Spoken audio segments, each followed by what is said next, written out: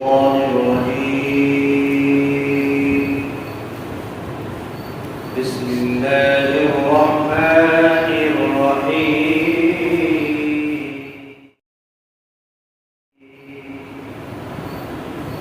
وأتموا الحج والعمرة لله فإن أحسرتم فما استيسر من الهدي ولا تحلقوا رؤوسكم حتى يبلغ الهدي محله فمن كان منكم مريضا أو به أذى من رأسه ففدية من صيام أو صدقة أو نسك وإذا أمنتم فمن تمتع بالعمرة إلى الحج فما استيسر من الهدي فمن لم يجد فصيام ثلاثة أيام في الحج وسبعة إذا رجعتم تلك عشرة كاملة ذلك لمن لم يكن أهله حاضر المسجد الحرام واتقوا الله واعلموا أن الله شديد العقاب صدق الله العظيم. اور پورا کرو حج اور عمرے کو اللہ تبارک و تعالی کے لیے. بس اگر تم روک دیے جاؤ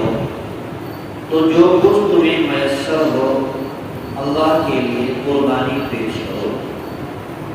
اور اپنے سروں کو نہ منڈواؤ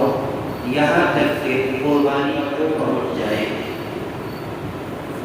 بس تم میں سے اگر کوئی شخص مریض ہو یا اس کے سر کے اندر کچھ تکلیف ہو تو اس کے لیے روزے کا فدیہ ہے یا صدقہ کرنا ہے یا قربانی ادا کرنی ہے. اور جب تم معمول ہو جاؤ اور جو شخص فائدہ اٹھائے عمرے کا حج کے ساتھ تو اس کے لیے قربانی جو میسر ہو ادا کرنا ہے. بس اگر نہ پائے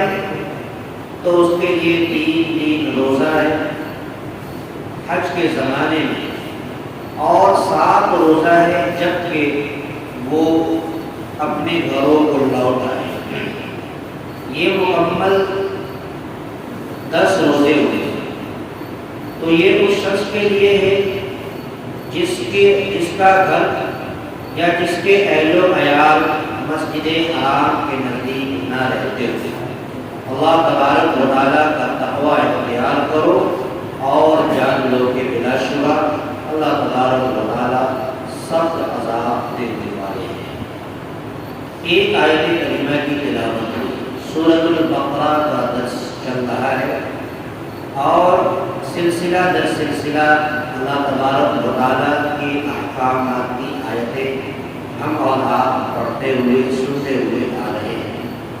سورۃ البقرہ کے اس حصے سے احکامات شروع ہو چکا تھا جس کے اندر وراثت کا تذکرہ ہوا، نیکی کا تذکرہ ہوا اور میقات کے بارے میں بتایا گیا، حج کے بارے میں بتایا گیا. گویا کہ 10 احکامات بیان ہو چکا. یہ 11واں احکام اور 11ویں چیز اللہ تبارک و تعالیٰ یہاں سے بیان کر رہے ہیں آج کے اس درس کے اندر، آج کے اس سبق کے اندر. باری تعالیٰ پروردگار عالم نے فرمایا کہ اگر کوئی انسان حج اور عمرے کا قصد کر لیتا ہے، حج اور عمرے کا ارادہ کر لیتا ہے، اس سے مراد یہ کہ حج اور عمرے کا احرام اگر انہوں نے باندھ لیا تو اب اس کے اوپر ضروری ہوتا ہے، لازم ہوتا ہے کہ وہ حج اور عمرے کو مکمل پورا کرے. کیوں؟ اس لیے کہ صرف احرام کا باندھ لینا ہی حج اور عمرے کے لیے کافی نہیں ہوتا بلکہ بیت اللہ کا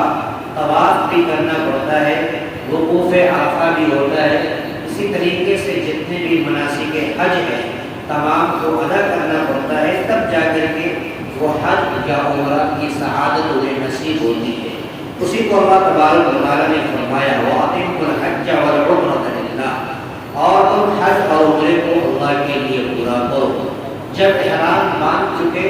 تو ضروری ہے، لازم ہے کہ مکمل کرنے کے بعد، حج کے تمام مناسک کو ادا کرنے کے بعد، عمرے کے تمام ارکان کو ادا کرنے کے بعد ہی تم احرام کو کھولو۔ فَإِنْ أُحْصِرْتُمْ فَمَا اسْتَيْسَرَ مِنَ الْهَدْيِ، بس اگر تمہارے ساتھ کوئی عذر پیش آ جائے، اس حالت کے اندر اگر کوئی عذر پیش آ جائے کہ اب اس عذر کی وجہ سے احرام کھولنے کی نوبت آ جائے اور وہ حج اور عمرے کو ادا نہ کر سکے، جیسا کہ سن 6 ہجری کے اندر حضور اکرم صلی اللہ علیہ وسلم کے ساتھ پیش آیا اور آپ علیہ السلام کو حج عمرہ کرنے سے روک دیا گیا اور عہد و معاہدہ ہو گیا کہ آپ 1 سال کے بعد آپ واپس آئے، اس کے بعد عمرے کے ارکان کو پورا کریں۔ تو اگر آپ کے ساتھ بھی اس طرح کا کوئی معاملہ پیش آ جاتا ہے تو ایسی صورتحال میں اس کے اوپر قربانی ادا کرنی واجب ہوتی ہے، قربانی دینا ضروری ہوتا ہے۔ دراصل یہ آیت کریمہ کے نازل ہونے سے قبل کفار و مشرکین کے اندر یہ بات رائج تھی اور وہ یہ سمجھتے تھے کہ ایک بار میں حج اور عمرہ کرنا درست نہیں ہے، ادا کرنا جائز نہیں ہے۔ ان کے یہاں یہ بات رچی بسی تھی۔ جب اللہ تبارک و تعالیٰ نے اپنے حبیب، اپنے پیغمبر حضور اکرم صلی اللہ علیہ وسلم کو دنیا کے اندر بھیجا، یعنی آپ کی جب بعثت ہوئی اور قرآن کریم کا جب احکامات آیا، اس وقت اسلام نے، شریعت اسلام نے یہ گنجائش رکھی اور انسان کے لیے آسانی پیدا فرمائی کہ آپ حج کے ساتھ عمرہ اور عمرے کے ساتھ حج دونوں کر سکتے ہیں، دونوں ادا کر سکتے ہیں۔ تو گویا یہاں پر اگر کسی کو روک دیا جائے تو ایسی صورتحال میں یہ عذر ہے اور عذر کی وجہ سے اس کے اوپر قربانی واجب ہوتی ہے۔ فَإِنْ أُحْصِرْتُمْ، بس اگر تم روک دیے جاؤ، فَمَا اسْتَيْسَرَ مِنَ الْهَدْيِ، تو جو کچھ تمہیں میسر ہو، من الہدی، قربانی میں سے، یعنی تم اللہ کے لیے قربانی ادا کرو، قربانی پیش کرو۔ وَلَا تَحْلِقُوا رُؤُوسَكُمْ حَتَّى يَبْلُغَ الْهَدْيُ مَحِلَّهُ، اور تم اپنے سروں کو نہ منڈواؤ یہاں تک کہ قربانی کا جانور اپنی جگہ کو پہنچ جائے۔ ابھی اگر نوبت کسی کے ساتھ درپیش ہوتی ہے تو وہاں پر چونکہ حلق کروانا ہوتا ہے، سر منڈوانا ہوتا ہے، تو سر منڈوانے سے پہلے آدمی اپنے جانور کو بھیج دیتا ہے مذبح تک، قربانی کی جگہ تک بھیجتا ہے اور اتنی دیر انتظار کرتا ہے اور اسے غالب گمان ہو جائے کہ اب میرا جانور اپنی جگہ کو پہنچ چکا ہوگا، تو ایسی صورت میں اب انہیں اپنے سر کو منڈوانا ہوتا ہے اور سر پر حلق کروانا ہوتا ہے، یعنی سروں کے بال کو اتارنا ہوتا ہے۔ تو یہ اس وقت کرنا ہے جب آپ جانور قربانی کی جگہ پہنچ جائے اور یہ غالب گمان ہو جائے کہ میرا جانور قربان ہو گیا ہوگا، اس کے بعد حلق کروانا ہوتا ہے۔ وَلَا تَحْلِقُوا، تو تم اپنے سروں کو نہ منڈواؤ، رؤوسکم، اپنے سروں کو نہ منڈواؤ، حَتَّى يَبْلُغَ الْهَدْيُ مَحِلَّهُ، یہاں تک کہ قربانی کا جانور اپنے محل تک یعنی اپنی جگہ تک پہنچ جائے۔ فَمَنْ كَانَ مِنْكُمْ مَرِيضًا، اب اگر کوئی سر منڈوانے کی کسی کو ضرورت پیش آ رہی ہے، لیکن شریعت اسلام نے یہ بھی گنجائش رکھا کہ اگر کوئی شخص مریض ہے، مرض کی حالت کے اندر مبتلا ہے، یا پھر سروں کے اندر اس کو کوئی تکلیف ہے جو بال کو مرا نہیں سکتا، بال کو اتار نہیں سکتا، تو ایسی صورت میں اس کے لیے جو ہے کچھ فدیہ ادا کرنا ہوتا ہے، یعنی قربانی کی جگہ سر منڈوانے کی جگہ وہ فدیہ ادا کرنا ہوتا ہے۔ اور وہ فدیہ کیا ہے؟ قرآن کریم نے بیان کیا کہ وہ فدیہ روزہ رکھنا ہے یا پھر صدقہ کرنا، مسکین کو کھانا کھلانا، 6 مسکین کو کھانا کھلانا ہوتا ہے، یا پھر اور کسی چیز کی قربانی پیش کرنی ہوتی ہے۔ فَمَنْ كَانَ مِنْكُمْ مَرِيضًا، تو جو شخص تم میں سے کوئی مریض ہو، أَوْ بِهِ أَلَمْ مِنْ رَأْسِهِ، یا پھر اس کے سروں کے اندر کوئی تکلیف ہو، فَفِدْيَةٌ مِنْ صِيَامٍ، تو فدیہ ادا کرنا ہے روزے کا، او صدقۃ، یا صدقہ ادا کرنا ہے، او نسک، یا پھر قربانی کسی چیز کی پیش کرنی ہے۔ فَإِذَا أَمِنْتُمْ، جب تم معمون ہو جاؤ، جب تم مکمل فارغ ہو جاؤ، فمن تمتع بالعمرة إلى الحج، اور آگے کہا اگلے حکم کے اندر کہ اگر کوئی شخص عمرہ حج کا ارادہ رکھتا ہے لیکن عمرہ بھی ادا کر لیا، یعنی حج کے ساتھ عمرے کو بھی ادا کر لیا، دونوں فائدہ انہوں نے حاصل کر لیا، تو دونوں فائدہ دراصل حج کی 3 قسمیں آتی ہے، حج قران، حج افراد اور حج تمتع ہوتا ہے۔ تو یہاں پر حج تمتع کا بیان، حج افراد کا مطلب کسی ایک چیز کے لیے احرام باندھنا، اور حج تمتع یعنی احرام، ایک ہی احرام کے ذریعے سے کسی نے حج کر لیا اور حج کا احرام باندھا تھا، اس کے ساتھ عمرہ بھی ادا کر لیا، اس کو حج تمتع کہتے ہیں، یعنی ایک ہی احرام سے دونوں فائدہ حاصل کرنا۔ اگر کسی نے ایسا کر لیا ہے تو اس کے لیے بھی حکم ہے، وہ کیا کریں گے؟ اس آیت کریمہ میں اللہ نے بیان فرمایا، فمن لم یجد فمن تمتع بالعمرة إلى الحج، جس شخص نے تمتع حاصل کیا، بالعمرہ یعنی فائدہ حاصل کیا عمرے کا، إلى الحج حج کے ساتھ، حج کا احرام باندھا تھا، انہوں نے عمرہ ادا کر لیا، فما استيسر من الهدي، تو اس شخص کو بھی جو میسر ہو سکے اللہ کی راہ میں قربانی ادا کرنی ہوتی ہے، کیوں؟ اس لیے کہ آپ نے ایک احرام کے ساتھ دونوں فائدہ اٹھایا ہے، ارادہ آپ کا ایک کا تھا، لیکن اب آپ نے سوچا کہ احرام باندھ چکے ہیں تو احرام کو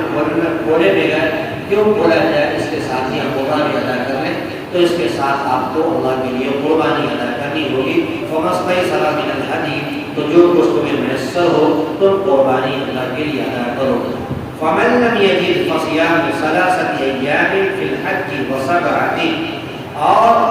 حج کے دنوں میں روزہ رکھنا ہے، روزے کو بھی ادا کرنا ہے۔ یہ روزہ یہ 10ویں ذی الحجہ کا دن کو چھوڑ کر کے جو 8 سے جو شروع ہوتا ہے، 10 روزہ رکھنے کا یہ اللہ تبارک و تعالیٰ نے حکم دیا، فمن لم یجد فصیام 3 ایام، پر جو شخص یہ قربانی ادا کرنے کو نہ پا سکے، یعنی قربانی کرنے کی ان کو وسعت نہ ہو، فصیام 3 ایام، تو ان کے لیے 3 دنوں کا روزہ رکھنا ہے، فی الحج، یعنی حج کے اندر جو ہے، حج کے زمانے میں 3 روزے رکھنا ہے، وَسَبْعَةٍ إِذَا رَجَعْتُمْ، اور 7 روزے جو